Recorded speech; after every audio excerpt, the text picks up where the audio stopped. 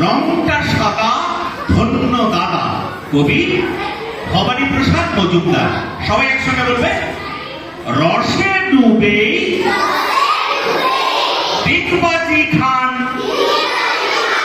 রসগোল্লা দাদা, গর্বেতে বুক ফুলিয়ে বলে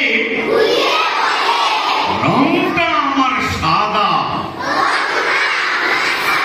পান্তুয়ারা বাদামি আর কালো জাম খুব কালো,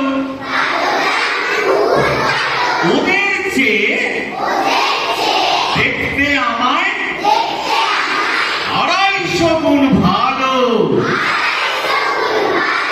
আরেকবার হয়ে যাক, ঠিক আছে? রেডি? রসে ডুবে ডিগবাজি খান রসগোল্লা দাদা,